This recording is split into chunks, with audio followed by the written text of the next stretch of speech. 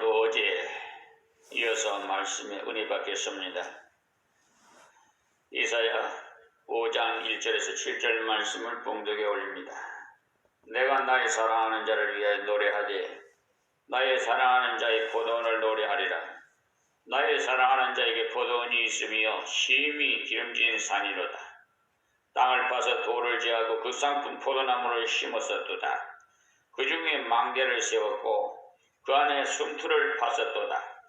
좋은 포도 맺기를 바랬더니 들포도를 맺었도다. 예루살렘 검과 유다 사람들아 구하노니 이제 나와 내 포도원 사이에 판단하라. 내가 내 포도원을 위하여 행한 것 외에 무엇을 더할 것이 있었으랴. 내가 좋은 포도 맺기를 기다렸거늘 들포도를 맺히면 어찌민고.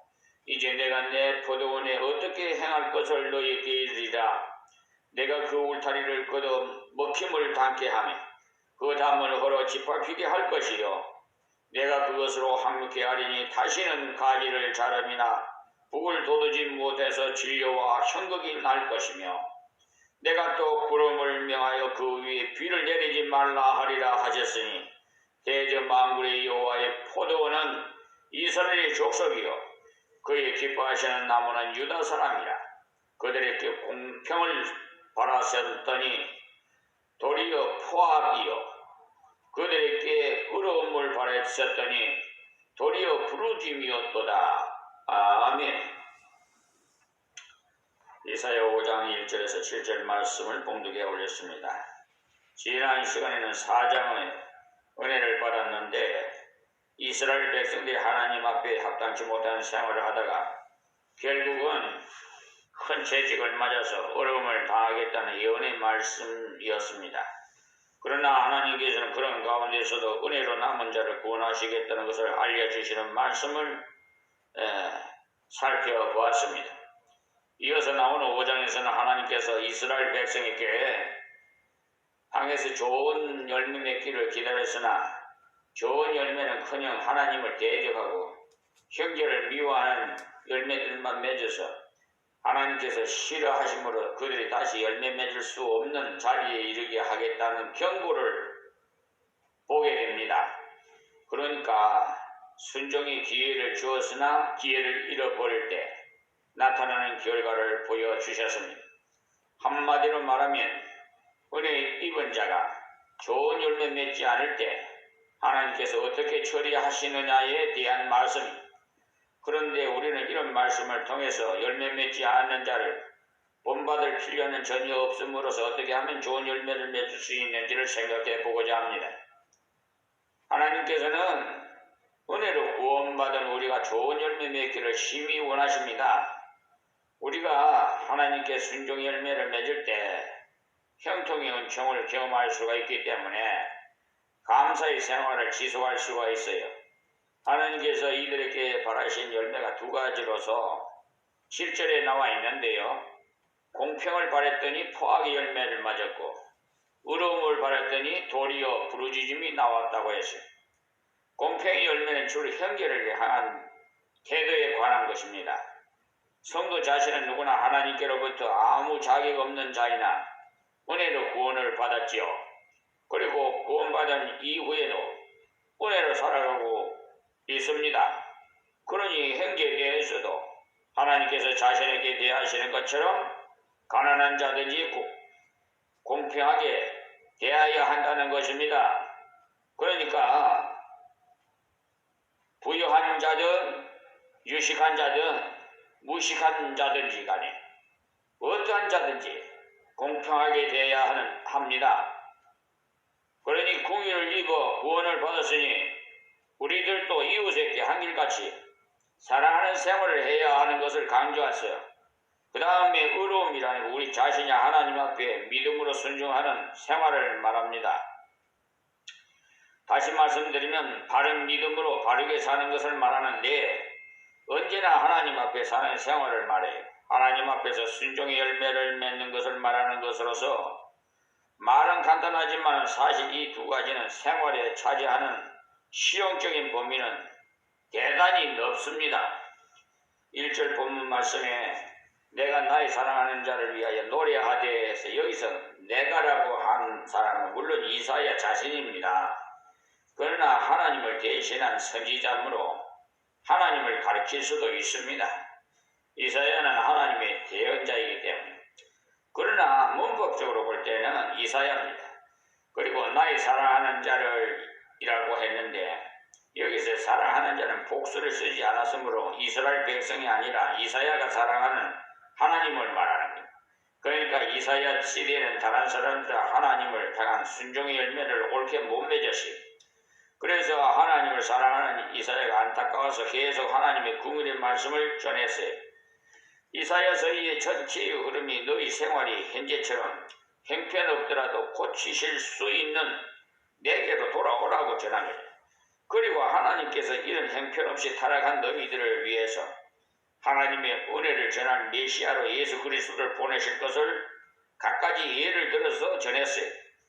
그러니까 그 당시에 많은 사람이 신앙에서 타락한 생활을 했는데 이사야는 아주 특별한 은총을 입은 사람으로서 하나님의 말씀을 잘 순종했습니다.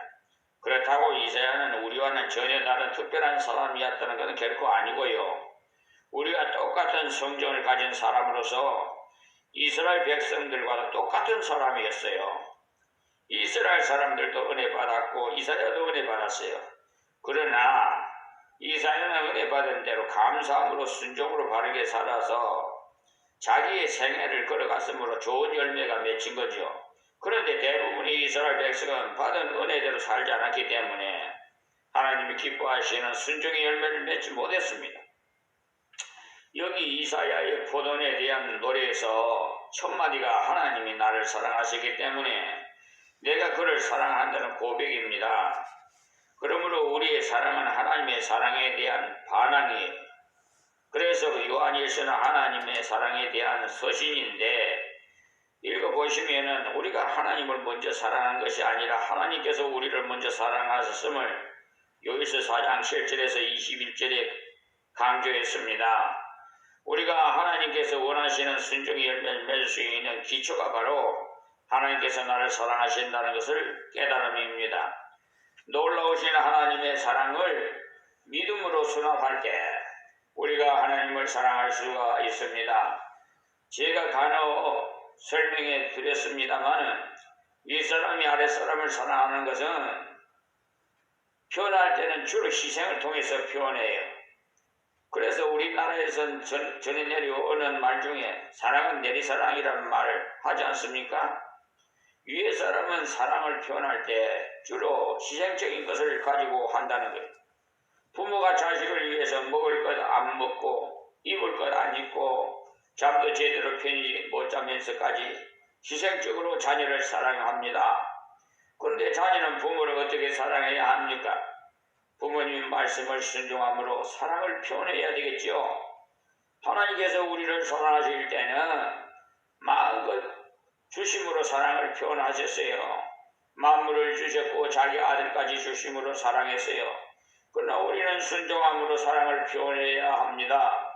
그래서 요한일서 5장 3절에 하나님을 사랑하는 것은 이것이니 그의 계명들을 지키는 것이라 그의 계명들은 무언 것이 아니로다라고 하셨어요.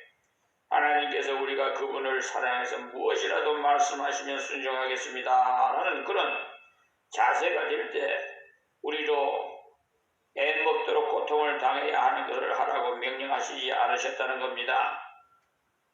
그러므로 우리가 하나님이 원하시는 열매를 맺을 수 있는 비결 중 하나가 이미 우리가 하나님께 많은 것을 받았다는 사실을 자각하시고 그분의 말씀을 순종할 수 있도록 많은 것을 받았다는 사실을 기억하시기 바랍니다. 그래서 이사야는 사랑하는 하나님을 위해서 포도원의 노래라는 노래를 지었어요. 그래서 뒤에 내용을 보시면 아실 수 있듯이 어떤 사실적인 내용을 기록한 것이 아닌 비유적인 시라는 것을 알 수가 있어요. 그래서 이런 시는 문자대로만 해석하면 안 되게 되어 있습니다. 뒤에 숨은 뜻을 알아야 돼. 세상의 노래들도 사랑이란 말을 빼버리면 아무 내용도 없지 않습니까? 우리가 살아가는 것에도 하나님의 사랑을 빼버리면 싱거워서 못 살아요. 사람이 일을 할 때 나의 배후에 나를 사랑하시는 분이 있다면 즐거이 일할 수 있어요. 그것도 아주 실력 있는 분이 나를 사랑하신다는 사실을 알 때 마음이 든든합니다. 하나님께서 이스라엘을 향해서 그 상품 보더라고 했어요. 저는 정말 가진 거 없고 누릴 것 없어도 너무너무 행복한 목사입니다. 하나님의 사랑을 받아 생각해보면 볼수록 말로 다 형용할 수 없는 사랑을 받았기 때문에 우리가 하나님으로부터 받은 그 은혜를 여러분들이 망각해버리니까 잊어버리니까 감사가 안 나오지요. 정말 자신 한번 성찰하고 되돌아보세요. 여기까지 인도해 주신 분이 누구십니까? 여기 이스라엘 국가적인 교회로서 지금으로 말하면 구원받은 성도, 그러니까 우리를 극상품 포도라고 하셨는데 이 사실을 먼저 우리가 깨달아야 되겠지요. 예수님께서도 우리를 향해서 너희는 세상의 빛이라 너희는 세상의 소금이라고 마태복음 5장 13절에서 16절에 말씀하셨어요. 그런데 사람들은 그 말씀의 해석을 잘못해갖고 빛이 되어라, 소금이 되어라고 교훈이라고 생각하고 있습니다. 예수님께서 너희는 세상의 빛이요 소금이다라고 선언했어요.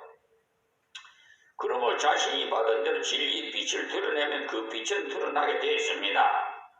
빛은 어디에 필요합니까? 어둠에 필요하잖아요.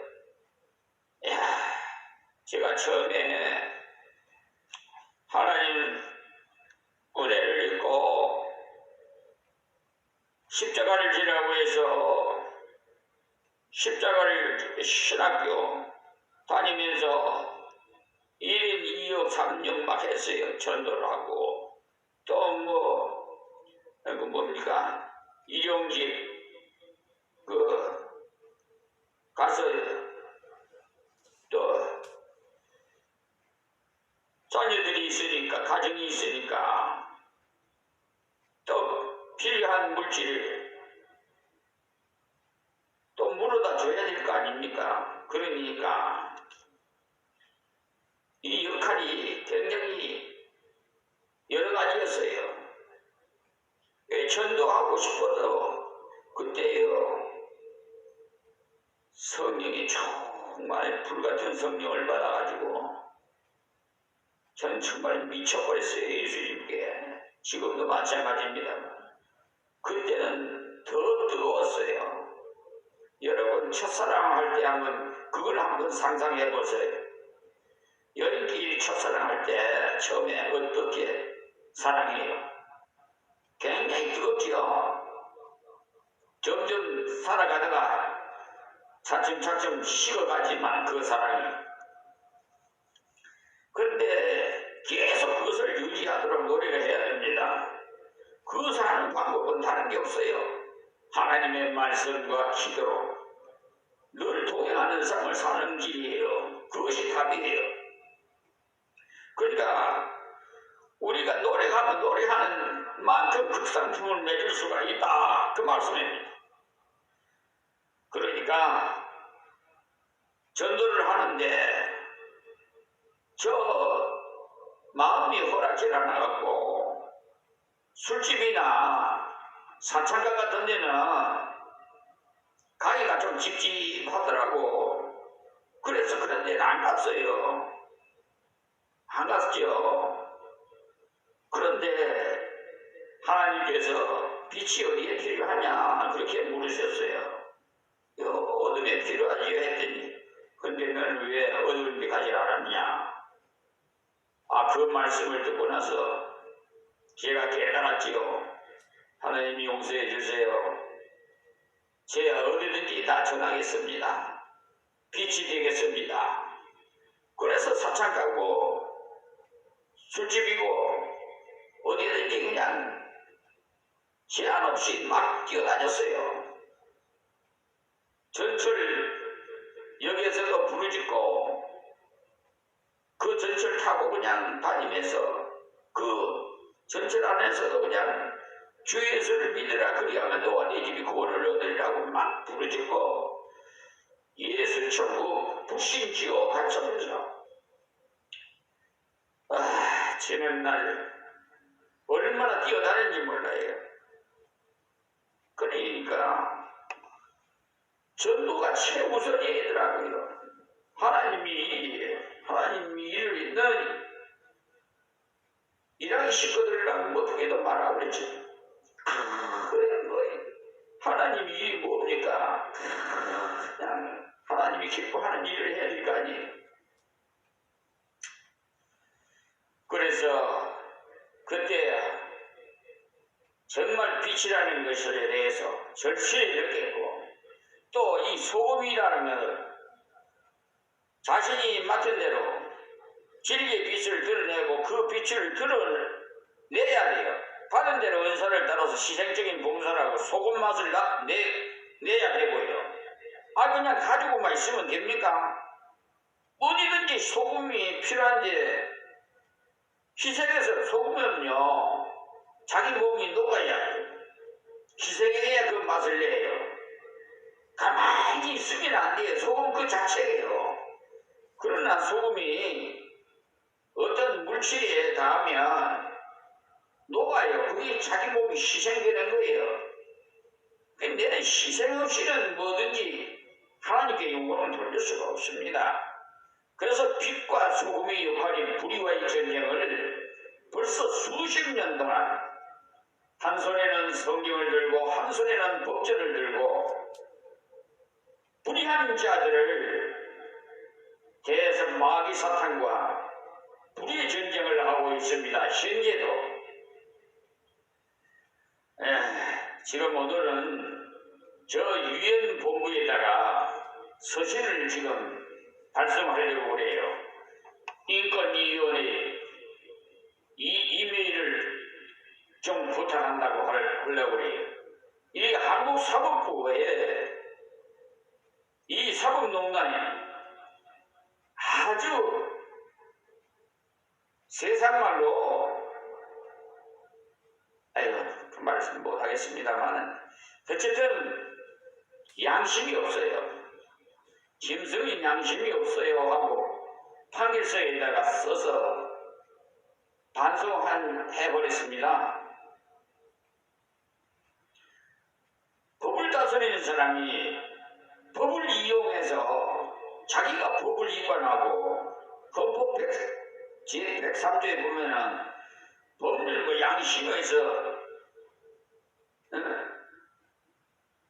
단독으로 그렇게 판단한다고 했는데 이게를 오히려 역행하면서 법률이 어디 있어요? 법률을 위반하고 또 양심도 없어요. 이거니까 완전히 불의한 자들 아닙니까? 현 판사가 그래요. 현 판사. 그것을 검찰청에 고발했더니 각하, 기가. 그러니까 이거는 지방감사기식 처분으로서 소송할 때 그 사건이 불의한 사건이었어요. 노예 조직 기입을 하려면 21단계가 돼야 돼요. 그런데 미달된 20단계가 총회를 속이고 21단계를 속여가지고 노예 조직 구성이 됐다고 승인을 인가를 받아야 해요. 그런 노예가 어떻게 하나님께 영광 돌릴 수 있겠어요? 그런 노예가 무슨 치리를 하고 노예 자격이 있어요? 아주 하나님 앞에 불의를 행한 거예요. 그것을 진리를 확실하게 진실을 파괴하기 위해서 소송이 들어간 거예요. 그런데 그 소송 대리에 있는 상대방은 로고스 법무법인을 소송 대리인으로 삼았어요.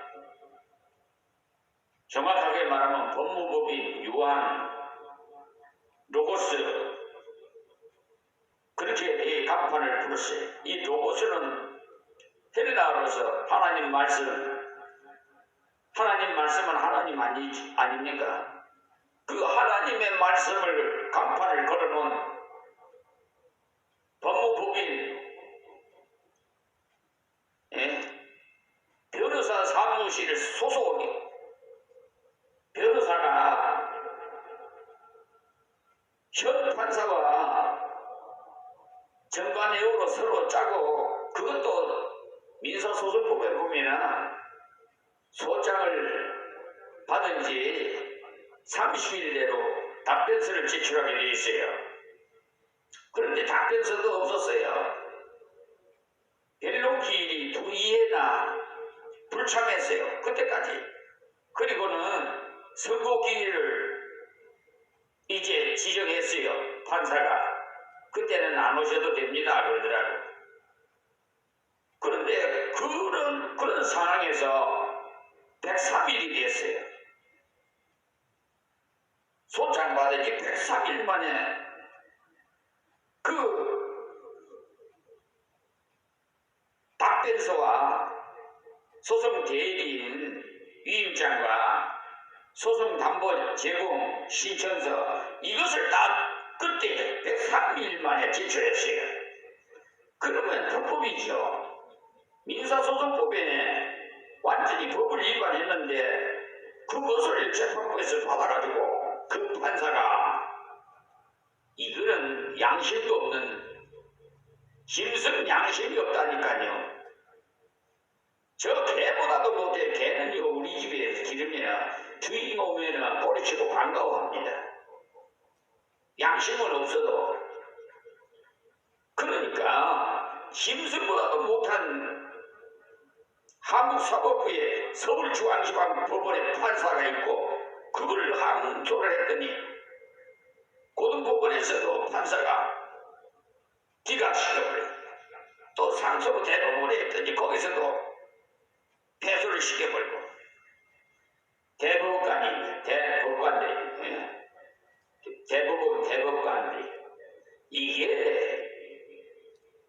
이게 한국 사법부의 판사들이고 검사들이에요. 이 사건으로 관련 가담된 자들이 약 200여 명이 지금 고발되어 있고 국가를 상대로 변호사를 상대로 손해배상 청구 소송을 했어요. 근데 그 소송을 한 것을 변호사도 그 소송 대리인을 한 번도 얼굴도 도대체 어떻게 생긴 로고스 법무법인 변호사 소속은 어떻게 생긴 변호사인지 한번 좀 얼굴이라도 좀 보고 싶어서 몸이 불편하지만은 참석을 했어요. 그랬더니 나타나지도 않았어요. 그러면은 민사소송법 150조에 보면은 그 사실을 간주한다고 돼 있어요. 그러니까 원고의 주장을 인정한다는 뜻이. 그러면은 원고가 승소하고 피고는 패소해야 되잖아요. 근데 바꿨어요. 그 양심 있는 사람이 판사의 자격도 없는 사람이 그는 의심스러워요. 판사의 자격이 정말 의심스러워요. 그래서 판결서를 받아보고 반송을 시켜버렸어요. 판결서 앞에다가 심승은 양심이 없습니다. 이렇게 써서 보냈어요. 그리고 항소장을 제출해서 놨어요. 그런데 이 사건이 확대돼가지고 지금 감사원이고 국가권익위원회, 인권위원회, 대법원 행정처, 서울지방법원 부패비리 신고 거기다가 전부 민원을 올려놨기 때문에 이건 지금도 현재 민사소송법을 어기고 있는 거예요. 항소장이 들어오면 고등법원으로 올려야 돼요. 그런데 그냥 붙잡고 있는 거예요. 오리무중이에요. 그래서 제가 이 사건이 수일대로 정리가 안 되면 저 미국의 유엔 본부에다가 인권위원회에다가 보고서를 작성해서 한국 사법부에 그 사실을 낱낱이 다 보고를 하려고 하고 있어요. 그래서 오늘 그 유엔 본부에다가 서신을 보내려고 다 작성을 해놨어요.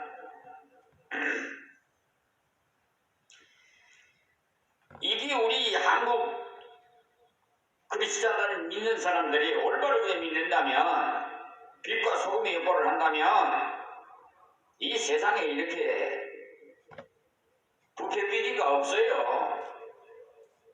그런데 오히려 한국교회가, 여러분 MBC PD수첩 한번 보세요.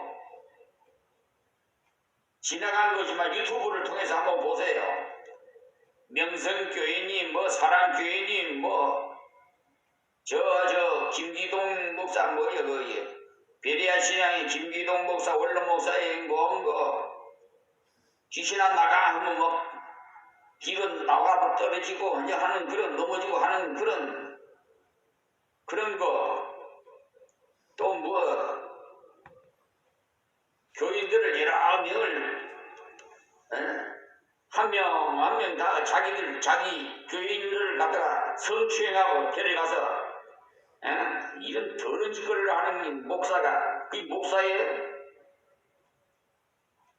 그러니까 한국 세계에서 가장 대형교회라는 여의도 순복음교회에 지금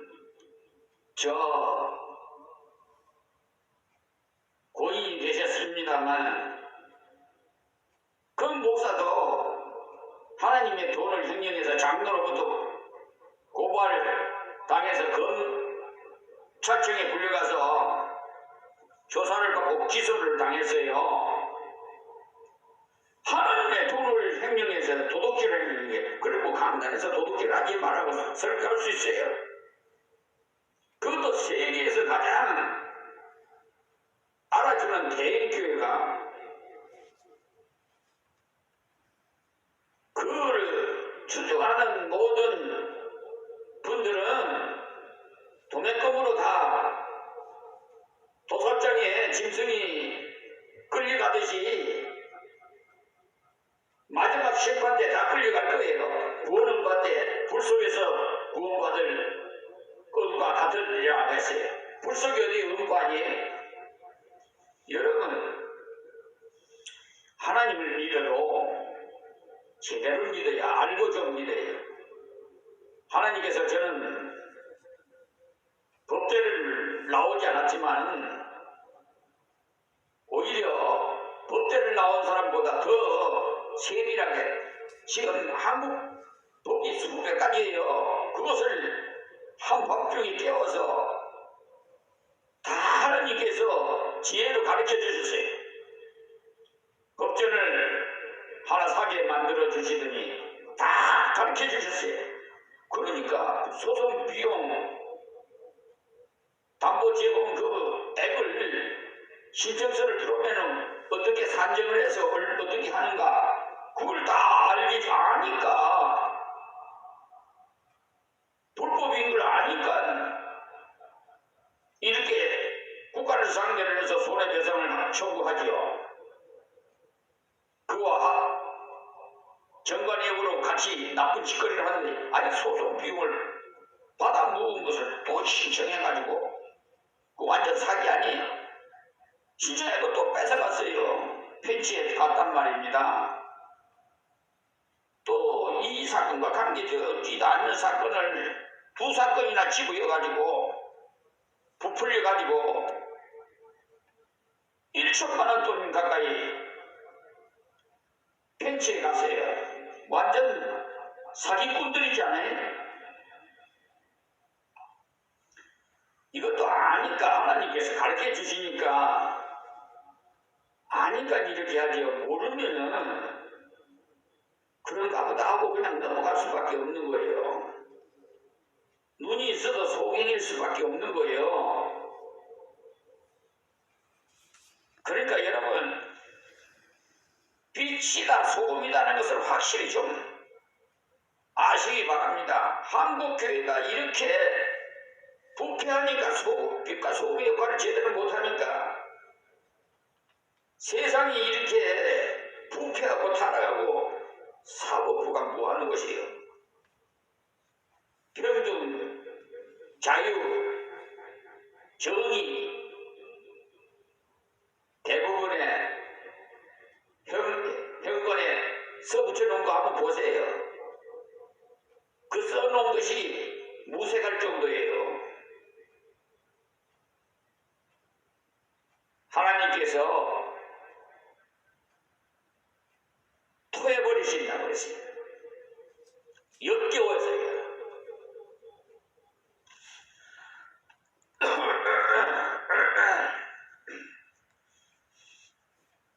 오늘은 여기서 말씀을 맺고자 합니다. 어쨌든 우리 믿는 사람들은 하나님 앞에 부끄럼 없이 빛과 소금이 되시기를 간절히 부탁드립니다. 하나님 고맙습니다. 오늘도 주신 말씀 귀 있는 자는 다 듣게 하옵시고 2023년을 원년이 되게 하여 세계를 목양지로 삼아 복음을 증거하게 하셨사오니 아버지여 땅끝까지 복음이 증거되어서 모든 그리스도인들이 깨어나게 해 주시옵시고 주님 앞에 극상품 포도를 열매를 맺을 수 있는 저들이 되게 하여 주시옵소서.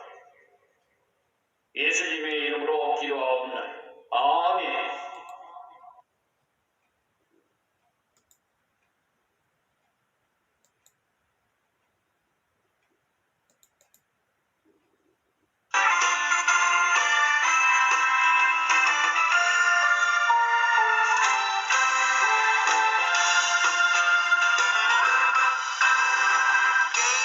성도여